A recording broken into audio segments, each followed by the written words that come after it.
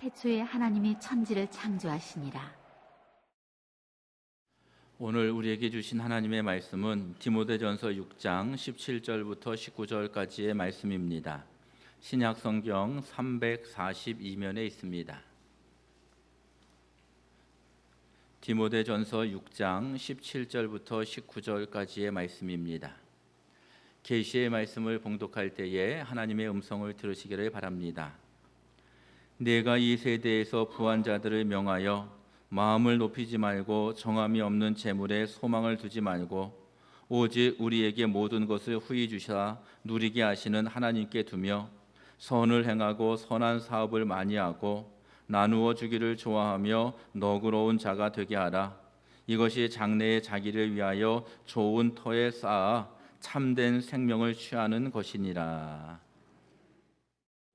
이 사람의 마음에는 부자가 되고 싶은 마음이 있습니다. 10명에게 물어보아도 100명에게 물어보아도 다 부자가 되고 싶다 이렇게 이야기할 것입니다. 그런데 우리 그리스도인들이 생각해야 할 것은 진정한 부자가 누구인가라는 것이고 하나님께서 인정해 주시는 부자가 누구인가를 우리가 생각해 보아야 된다는 것이지요. 요즘 우리나라 사회에서 갑질이라는 말을 종종 사용합니다. 많은 것을 가지고 있는 사람들이 연약한 사람들에게 좋지 않은 행동을 하는 것을 갑질이다 이렇게 이야기하는데 대표적인 갑질이 K항공사 회장 일가의 모습입니다. 언론에도 많이 보도가 되었는데 이런 일이 있었다고 합니다. 서귀포 카르텔에서 그 회사 회장님 사모님 부인이 이제 거기 있는데 올레길을 걷는 사람들을 보았다고 합니다. 회장님 부인이 뭐라고 이야기하냐면 쟤네들 뭐야? 쟤네들 치워버려 이렇게 이야기해서 올레길이 막혔다고 합니다. 그래서 카르텔 앞으로 바닷가를 걷던 올레길이 카르텔을 멀리 돌아서 한참 돌아가는 그런 길로 바뀌게 되었는데 나중에 알고 보았더니 그 길은 서귀포시 땅이었다고 합니다. 카르텔 땅이 아니라 5년을 임대해서 쓰고 있었는데 그렇게 갑질을 했다 이런 보도였습니다. 여러분 돈이 많다고 해서 부자가 아닙니다. 이 진정한 부자는 사랑과 존경을 받는 사람들인데 요한계시록에 보면 소아시아 7개 교회 중에 서모나 교회가 등장합니다. 하나님께서 서모나 교회를 평가하실 때에 이렇게 평가합니다. 내가 내 환난과 궁핍을 아노니 내가 실상은 부유한 자다. 환난이 있었고 궁핍하다라는 것은 가난하다는 것인데 그렇게 어렵고 힘든데 하나님께서 너희는 부자다. 내가 인정하는데 너희는 부유한 교회다라는 칭찬을 서모나 교회가 받았다는 뜻입니다. 우리가 사는 이 시대에 진정으로 부유한 사람이 누구이겠습니까? 누가 하나님 앞에서 부자라는 소리를 들으며 살아갈 수 있겠습니까? 오늘 본문은 사도 바울이 믿음의 아들인 디모데에게 권면하는 말씀인데 목회 서신이다 이렇게 이야기하고요. 이 디모데가 목회를 할 때에 사도 바울이 너는 이렇게 목회하라라고 권면하는 말씀이 디모데 전서와 디모데 후서인데 오늘 본문에서 아주 중요한 교훈을 합니다. 이 17절 말씀에 보면 이 세대에서 부유한 자들에게 명하라 이런 말씀이 기록이 되어 있는데 진정한 부자가 누구인지를 가르쳐주고 또 이 시대를 살아갈 때에 어떤 마음으로 살아가야 하는지에 대해서 교훈해주고 있는 말씀이 오늘 본문의 내용이라는 것이지요. 오늘 본문에서 부자들이 하지 말아야 할 것에 대해서 말씀하고 또 부자들이 이런 마음으로 살아야 한다라는 말씀이 17절과 18절에 기록이 되어 있고 또 19절 말씀에 보면 부유한 자들이 결국 하나님의 은총을 누리게 된다라는 말씀이 기록이 되어 있습니다. 먼저 오늘 17절 말씀에 보면 부유한 자들의 특징이 무엇이냐 그러면 마음을 높이지 말라 이런 말씀이 기록이 되어 있습니다. 여러분 마음을 높이지 말라라는 것은 교만하지 말라는 것이고 내가 최고라는 생각을 마음에 갖지 말라는 것입니다. 교만은 패망의 선봉이고 교만한 자들은 결국 부자가 될 수 없다는 뜻입니다. 혹시 물질은 많을 수 있습니다.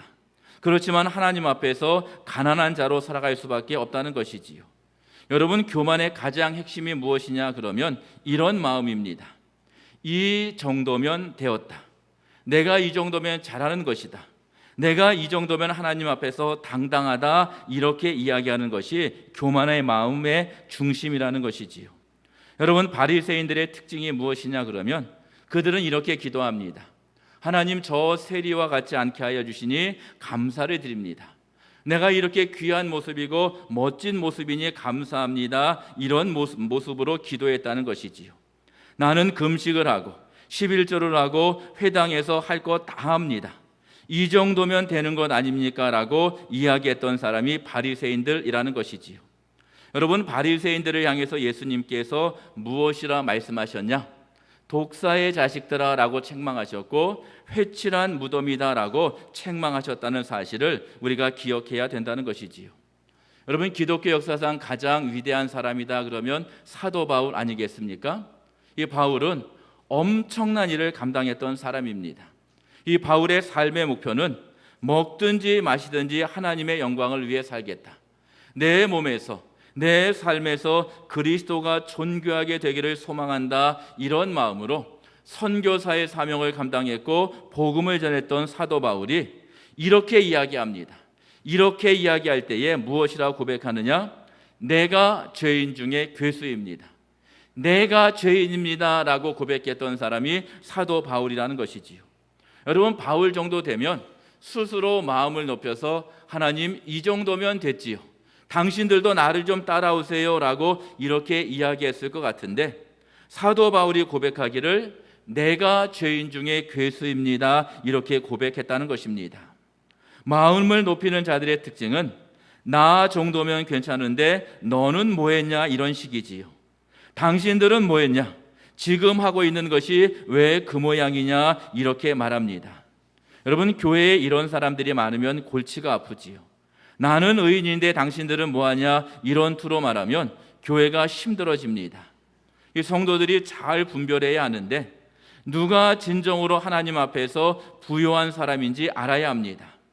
하나님 앞에서 가난한 사람들을 보고 부요하다고 해서 그 사람을 따라가서는 안 된다는 것이지요.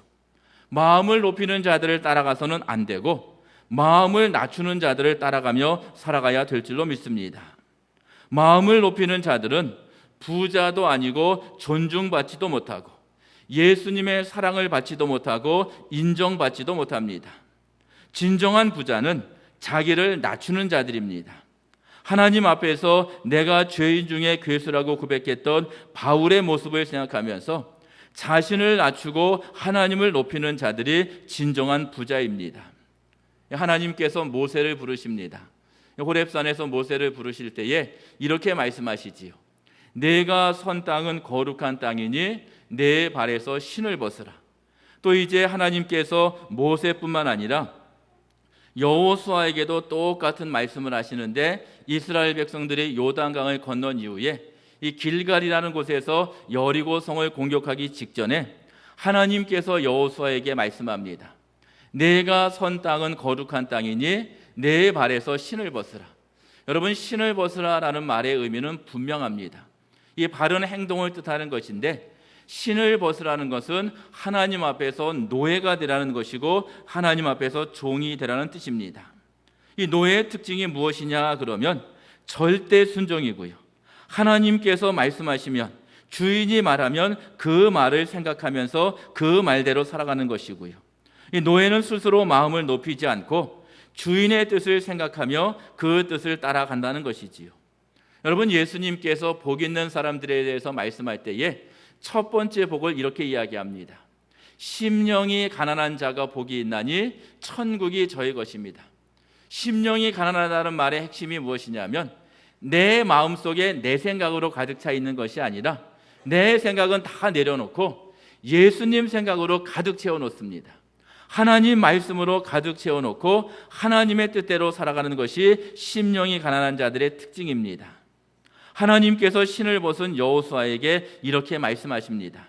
너는 매일 한 바퀴씩 여리고 성을 돌아라.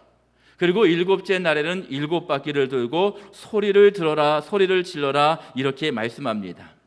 사실 이 말씀은 우리가 어려서부터 많이 들었기 때문에 그런가 보다 하지만 그 말씀을 한번 잘 생각해 보십시오. 여러분, 이런 의문을 가질 수 있지 않겠습니까? 왜 돌아야 합니까? 왜 첫째 날은 한 바퀴고 일곱째 날은 일곱 바퀴입니까? 그냥 해주시면 안 되나요? 왜 소리를 마지막에 질러야 합니까? 첫날은 질러면 안 됩니까? 이렇게 여러 가지 생각을 가질 수 있지만 여호수아의 마음은 가난했습니다. 하나님 앞에서 신을 벗은 존재이기에 스스로의 마음을 높이지 않고 하나님 말씀에 순종합니다. 그렇게 하겠습니다.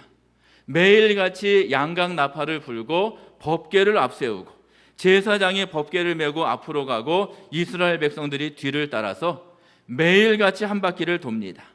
일곱째 날에 일곱 바퀴를 돌고 큰 함성을 지를 때에 성이 무너졌고 그 성을 쉽게 점령할 수 있었다는 뜻입니다. 사랑하는 성도 여러분, 누가 이 세대에서 부유한 사람입니까? 건강하고 돈이 많고 많이 배우고 이런 사람이 하나님 앞에서 부유한 사람입니까? 사람의 눈에는 그렇게 보일 수 있습니다. 그런데 하나님 앞에서 부유한 자는 마음이 가난한 자들입니다. 오늘 본문에 있는 말씀처럼 스스로 마음을 높이는 자들이 아니라는 것이지요. 마음이 겸손해서 하나님의 은총을 누리며 마음이 가난해서 함께 하시는 하나님의 권능과 축복을 누리는 자들이 이 세대에서 진정으로 부유한 자들인 줄로 믿습니다. 남북전쟁이 한참일 때에 참모가 링컨에게 와서 이렇게 제안합니다. 우리가 기도해야 합니다. 우리가 전쟁에서 불리한데 하나님이 우리 편이 되도록 우리가 기도해야 합니다. 그래서 우리가 전쟁에서 이겨야 합니다. 이렇게 이야기할 때에 링컨이 말했다고 하지 않습니까? 그렇게 기도하는 것 아닙니다. 당신의 말이 틀렸습니다. 우리가 하나님 편이 되면, 우리가 하나님 편이 되도록 기도하면 하나님께서 은혜를 주실 겁니다. 우리가 하나님 편이 돼야지 하나님께서 우리의 편이 되는 것은 아닙니다. 사람들이 착각할 수 있습니다. 목사님 같은 말 아닙니까? 라고 생각할 수 있는데 큰 차이가 있지요. 하나님이 우리 편이 되라는 것은 내 뜻에 하나님께서 따르라 이런 뜻이고요. 우리가 하나님 편이 된다는 것은 하나님의 뜻에 우리가 따르는 사람이 되겠습니다. 마음을 높이는 것이 아니라 우리의 마음을 낮추겠습니다. 이런 고백이라는 것이지요. 오늘도 예배드리는 모든 성도들, 마음을 높이는 인생이 아니라 마음을 낮추고 가난해서 하나님의 은총으로 말미암아 부유한 모습으로 살아가시는 귀한 성도들이 되시기를 바랍니다. 또 오늘 말씀해 보면 부유한 자들을 향해서 이렇게 이야기하는데요. 재물에 소망을 두지 말라 이런 말씀이 기록이 되어 있는데 17절에 기록이 되어 있습니다. 여러분, 물질은 우리가 살아가는데 꼭 필요한 것이고 중요합니다. 특별히 우리가 사는 이 시대의 물질은 너무너무 소중한 시대인데 오늘 말씀의 의미는 무엇이냐면 물질을 첫 번째로 두지 말라 이런 뜻입니다. 물질보다 더 중요한 하나님의 은총을 기억하라라는 의미이지요. 여러분, 디모데전서 6장 10절 말씀, 우리가 많이 아는 말씀인데 이런 말씀입니다. 돈을 사랑함이 일만하게 뿌리가 된다. 돈을 가장 사랑하면 그것으로 말미암아 일만하게 뿌리가 된다라는 것을 성경은 말씀하고 있다는 것이지요. 돈이 중요한데 우리 그리스도인들은 돈의 주인이 되고 돈을 다스려야 한다라는 것이고요.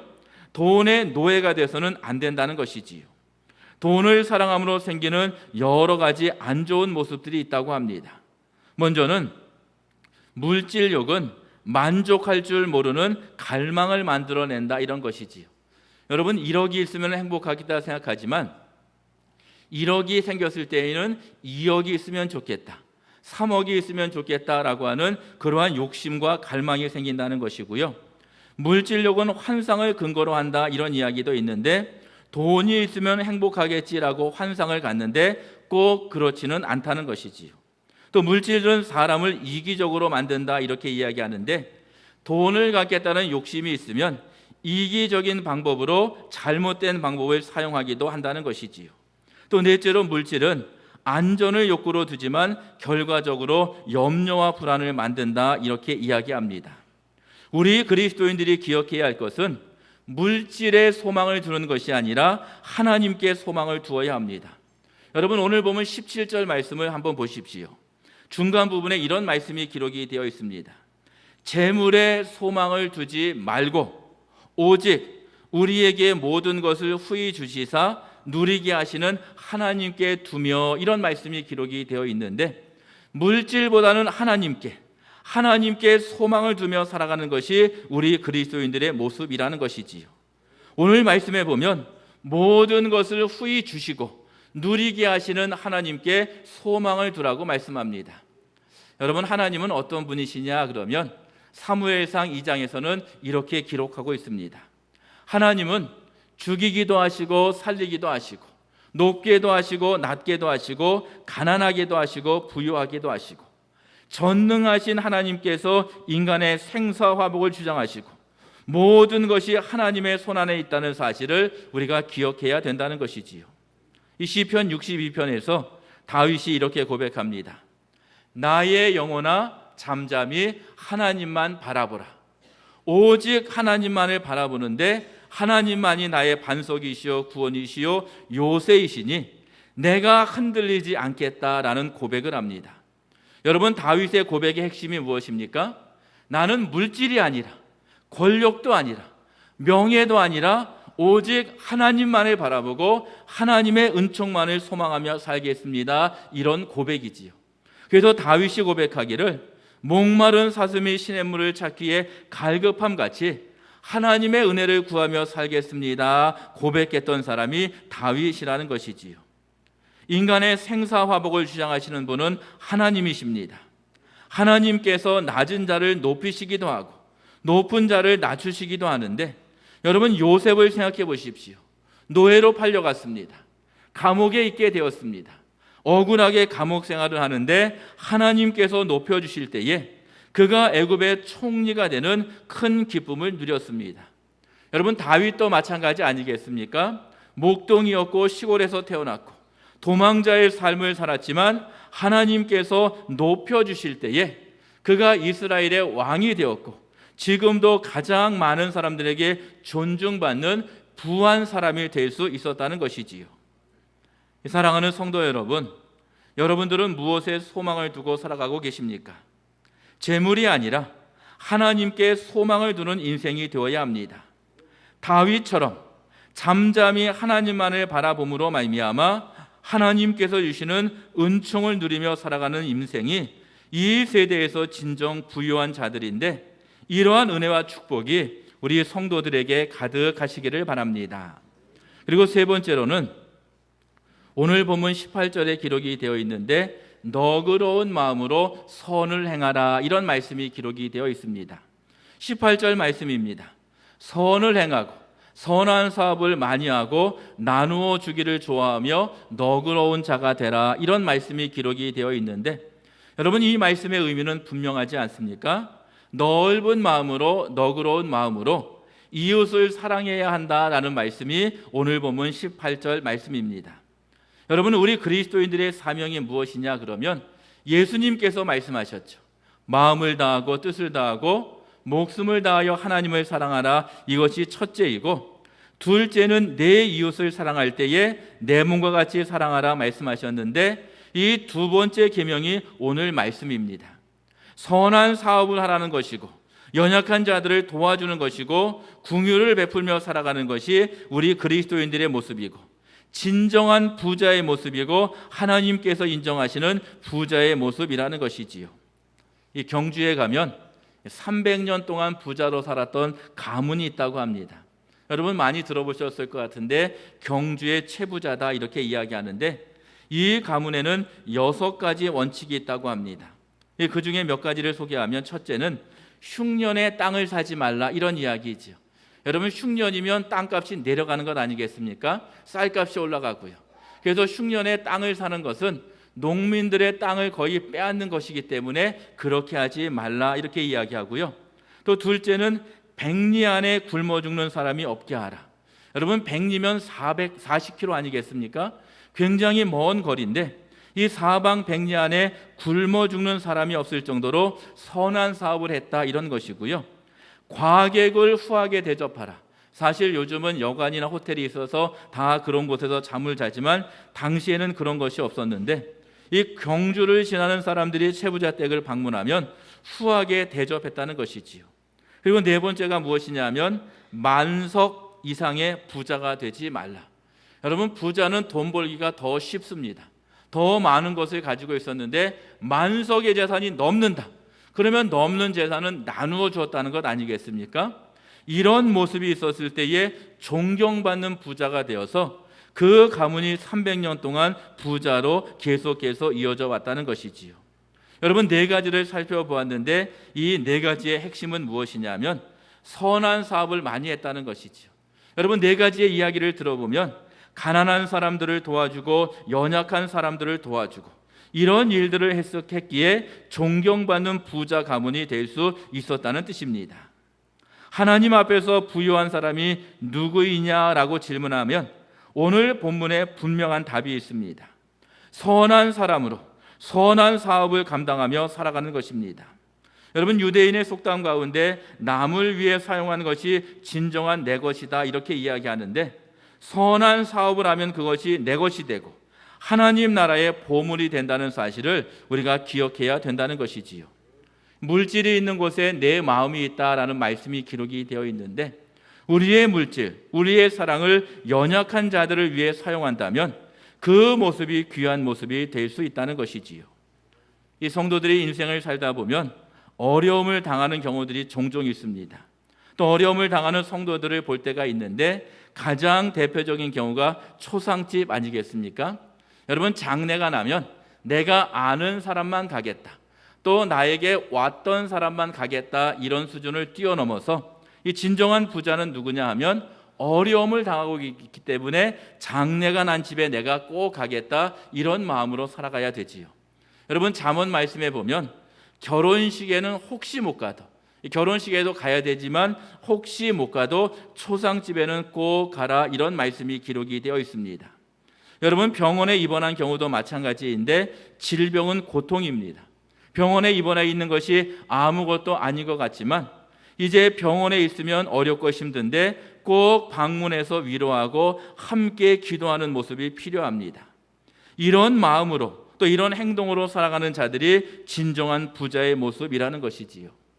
사랑하는 성도 여러분, 예수님께서 우리에게 말씀하셨고 또 오늘 본문에도 분명히 기록하고 있는데 선을 행하고 선한 사업을 많이 함으로 말미암아 하나님의 은총으로 부유한 모습으로 살아가는 귀한 성도들이 되시기를 바랍니다.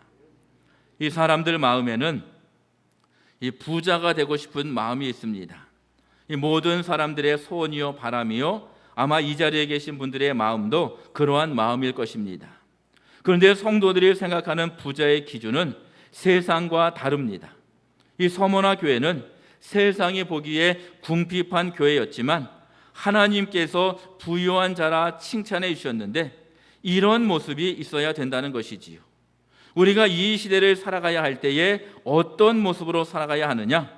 하나님 앞에서 부유한 자가 되어서 인간의 생사화복을 주장하시는 하나님의 축복을 누리며 살아가는 인생들이 되어야 된다는 것이지요. 요셉처럼 다윗처럼 부유한 자가 되어서 하나님의 은총을 누리며 살아가야 된다는 것입니다. 여러분, 부유한 자들의 특징이 무엇입니까? 마음을 높은 데 두지 않고 하나님 앞에 종된 마음으로 살아가는 자들입니다. 재물에 소망을 두는 것이 아니라 모든 것을 후히 주시고 누리게 하시는 하나님께 소망을 두며 살아가는 것이고 선을 행하고 선한 사업을 많이 해서 나누어 주기를 좋아하는 인생으로 살아갈 때에 부유한 자의 모습으로 살아갈 수 있게 되는 줄로 믿습니다. 간절히 소망하기는 이런 은총이 우리 모든 성도들에게 가득하시기를 우리 주님의 이름으로 간절히 축원합니다.